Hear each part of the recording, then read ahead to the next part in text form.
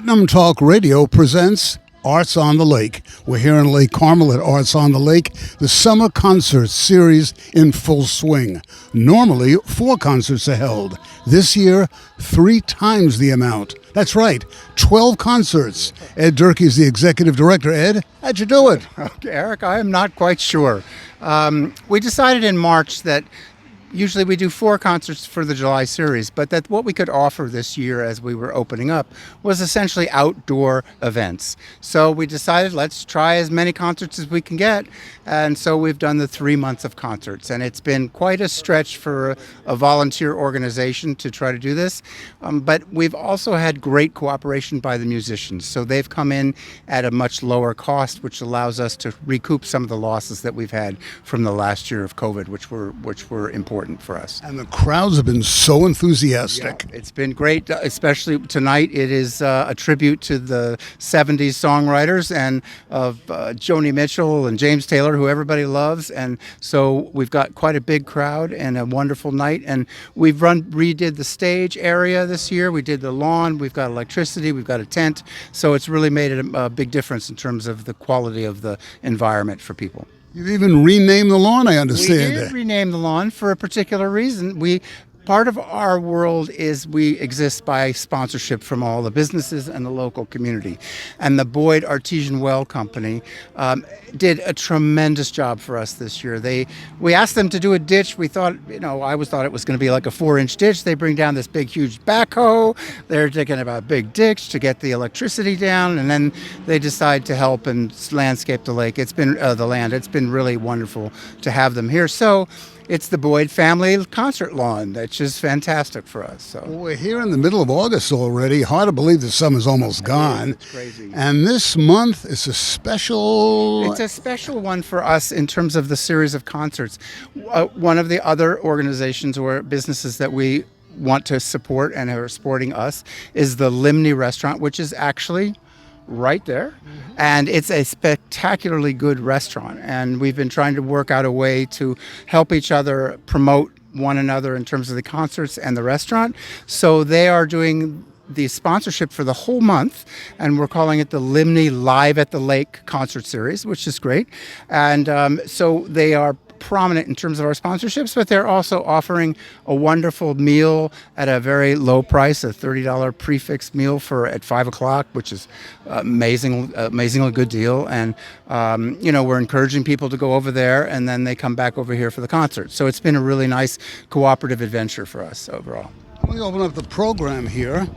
As Ed said, the August the 13th, that's coming up in just a week. Yeah, that's in a week. Yeah. 1/3 of the Sophie Band.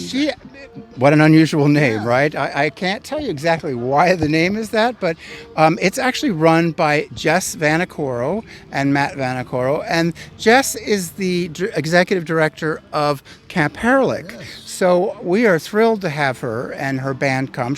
We've been talking about it for a while, but it's another example of us trying to promote and work with our community and bring in a big part of what we're trying to do now is to bring in local music events and local bands, because there are a lot of people who would love to play. We have to find the place for it, and this August has turned out to be the right spot for it with the Limni sponsorship and then bringing in other people from around our area. It's been a terrific opportunity for us. And the following week is classic rock euphoria on the 20th. Oh my gosh. So they're a 50s and 60s band, and they have been performing throughout Putnam and the other counties around. They've been doing it for quite a long time.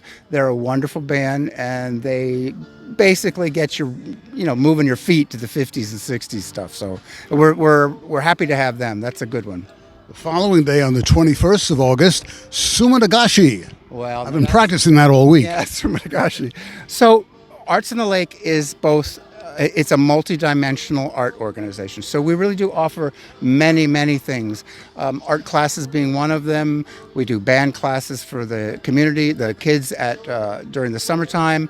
We have theater. We have many, many things going on. So one of the things that's happening now is this particular Sumagashi workshop, which is a very interesting thing, because if you remember, when you used to open up old books, there was this beautiful paper in the front of the book that had all this kind of swirl in it. Well, that's sumanagashi work. That's how it's done. It's by floating ink on, in this particular case, water, and then you put paper on top. It's a very special process, and it creates these beautiful, beautiful things. So it's a nice workshop to be at. And that's at Saturday, the 21st at 1 in the afternoon. Yep. And then the season winds down on August 27th. 27th, and that's, again, part of our local world. We're bringing in songsmiths and songwriters from the Hudson Valley area, and these women is called Susan Wright and her compatriots. They're the Beacon Songsmiths, and it's part of the whole group of people who are out of Beacon and who have developed. There's a huge kind of folk rock community in the Hudson Valley, and they are part of that, and we're thrilled to have them come over to do stuff with us too. How can the community in general help Arts on the Lake? Come to the events. Okay. I mean, that's the main thing for us, is for you to enjoy what we're doing. That's really what we're here for. Our mission is to provide a home for the arts, let people create things. It's really important for you to become members and then to donate when you can. We run entirely on memberships and donations and a few grants, very few grants. So what we do is how we have to fund ourselves. So anybody who would like to help, it's basically an entirely volunteer organization. I always have stuff to do, and there's always room for more people to put their hands in and make things happen. And the Arts on the Lake facility is magnificent, from an old firehouse. Yeah, from the old firehouse. So it was renovated a number of years ago, but we're responsible for, we got a grant, a $400,000 grant quite a number of years ago to do this.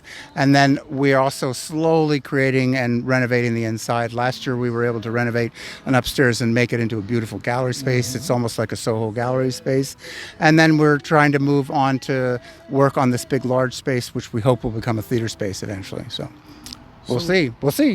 Exciting things happening. It takes money and people. So exciting things are happening at Arts on the Lake. Yeah. We'd like to thank Ed for joining us tonight. For having me here. It's great. We wish you the best of luck. Thank you. I appreciate it. It's a wonderful thing, and I hope you enjoy the music tonight and more of this as you move forward with this project. It's great. Support Arts on the Lake. Either donations, come to the concerts, write a check. That's it. That's it. Putnam Talk Radio, we thank you so much for bringing you Arts on the Lake here in Lake Carmel. For Ed Durkee, I'm Eric Gross. Until next time, bye-bye now.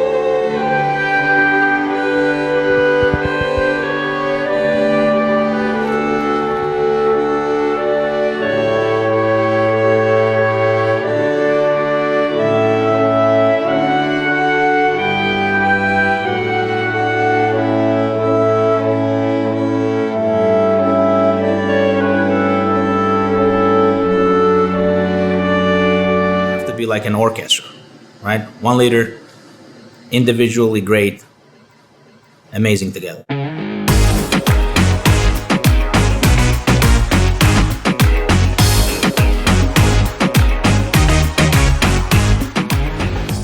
name is Nasim Sachakov. I'm the co-owner of Limni. I own it with my wife. I've been in Putnam for 8 years now. I would consider generally every chef, cook, restaurant owner as an artist, right? Because that's part of what we do. We take raw products and create something that is unique. We do believe in bringing arts into this community, educating the community. It brings culture to the community, and you'll be able to meet artists that might be your waiters, bartenders, right? Every single thing that we do and touch here is somehow collaborated. This particular restaurant was a bet. Literally a bet. Somebody bet me to run a restaurant. I took the bet. Well, I started working as a waiter at 13 years of age. So that's when I started working in the restaurant world, and I saw the craziness and I fell in love with it. But fast forward, I also wanted to cook my own food essentially, or own my own restaurant, only because I was a picky child. That's kind of like a dream come true. So when the bet came into play, it was to me, it was a sign from God. To my wife, I was crazy, but aren't we all? So the beauty about this particular place, right, is the mirrors reflect from any position you're going to sit in the dining room, the lake, right? So you always see the lake. Once you sit here, you forget about the road behind the restaurant, you forget where you're located, and you just enjoy the scenery.